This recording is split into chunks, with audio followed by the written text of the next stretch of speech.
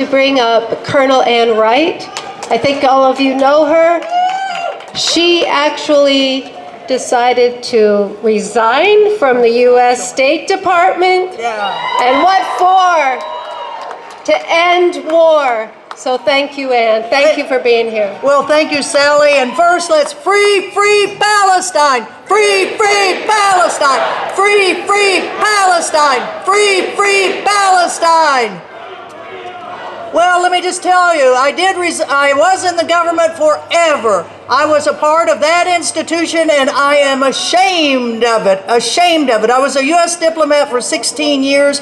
I was a U.S. military officer, colonel in the Army for way too long. Finally, I resigned in 2003 in opposition to yet one more war, the war on Iraq.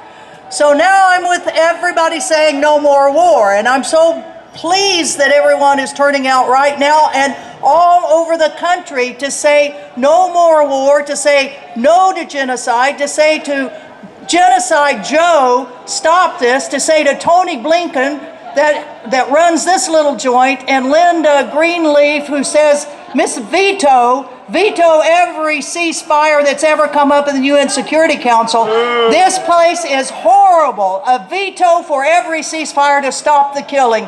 As the rabbi said, you know, almost 32,000 people have been murdered in Gaza. There have been 70,000 or more that have been injured, and thousands more that are in the rubble. In the rubble, still. And yet the United States government is still not really calling for a ceasefire at all, but instead of stopping the bombs, it's like, we'll drop some bread on you. This whole issue of money to Israel is horrible. I'm wearing a t-shirt on behalf of Code Pink Women for Peace. It says no more money to Israel. Yay! Code Pink and lots of organizations are in Washington, D.C. every single day, and you probably have seen some of the videos of Medea Benjamin and others bird-dogging all of these warmongering politicians that are still going to vote for more money to Israel to kill more Palestinians, and that's where we come in. Chuck Schumer has finally felt the pressure of you all. I mean, what he said yesterday was light and day, day and night, or whatever that thing is. His comments now saying we got to look at things because Israel itself is doing itself in on this. It is. It's the terrible things that it has been doing is horrific, and the blowback's coming back on them. Now, there are a lot of citizen initiatives that are going on. We know there are 20,000 trucks waiting to go into Rafah. Some boats are starting to come, but there is going to be a political boat that's going to be going. I'm part of the Gaza Freedom Flotilla. I was part of the Marvi Marmara. Yep. Since 2008, we've sent over 35 boats to try to break the naval blockade, the illegal Israeli naval blockade of Gaza. We'll be having another one, an emergency boat that we hope to be leaving by April 15th. If you want to be a part of that in fundraising for the boat itself, or if you want to be considered to be a passenger, go to usboatstogaza.org. We need lots of people from the United States to show the world that we do not agree with our government's complicity in genocide in Gaza. Free Palestine! Free Palestine! Free Palestine! Free Palestine! Free Palestine! Thank you. Thank you. I'm bringing up Susan Schnall again from Vets for Peace to talk more about Aaron Bushnell. Right there. Thank you, Sally. Hey, America, listen to Aaron Bushnell. Aaron Bushnell, we hear you. We repeat your words until they are seared into our memory. Quote, I am an active duty member of the United States Air Force, and I will no longer be complicit in genocide. I am about to engage in an extreme act of protest. But compared to what people have been experiencing in Palestine at the hands of their colonizers, It's not extreme at all. In Aaron's video, he cries out, "Free Palestine," 6 times. Free Palestine! Free Palestine! Free Palestine! Free Palestine! Free Palestine! Free Palestine! And cease fire now! Cease fire now! Cease fire now! And no more genocide in our name! No more genocide! In our name.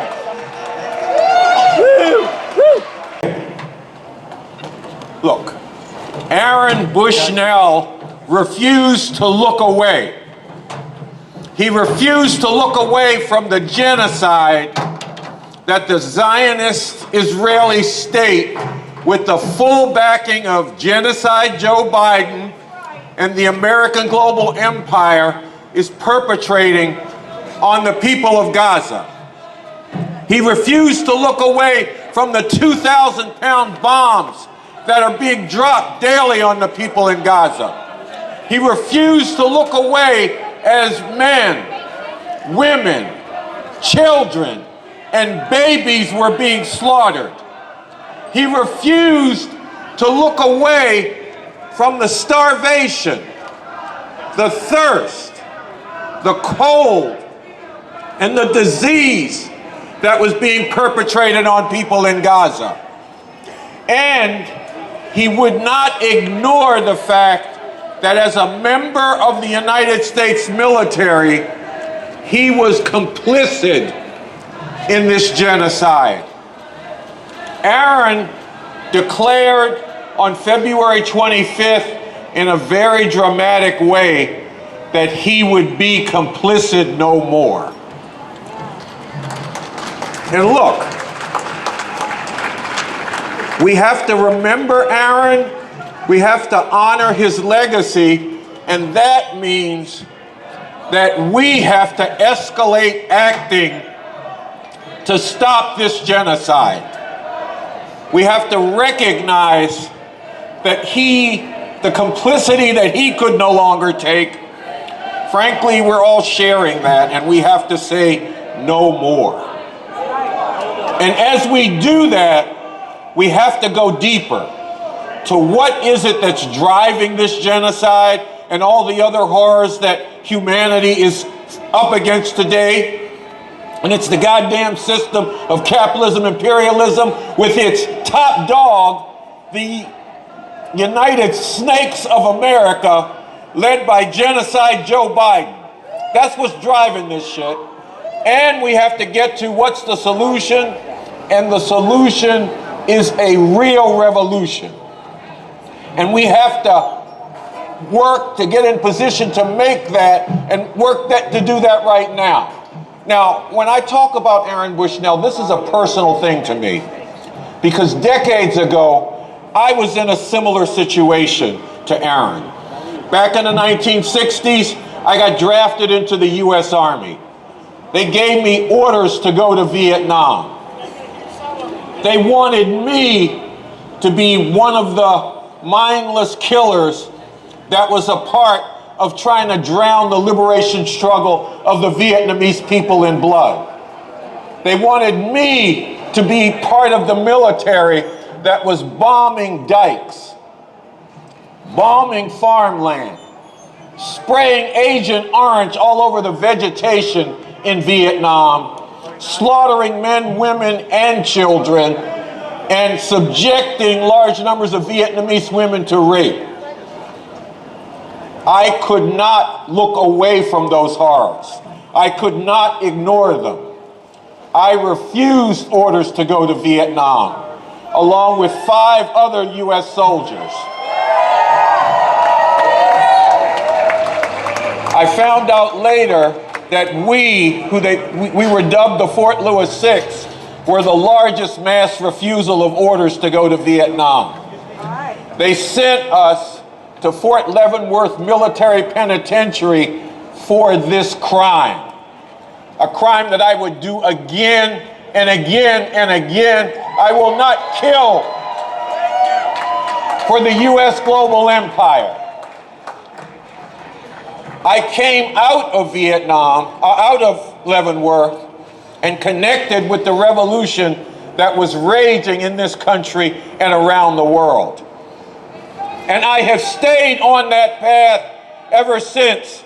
Through a real revolution, Ceasefire now. through a real revolution, we could stop this. Unite with your demand for a ceasefire now. And it is why we also say, from Palestine to the USA, real revolution is the way. Thank you, sisters and brothers.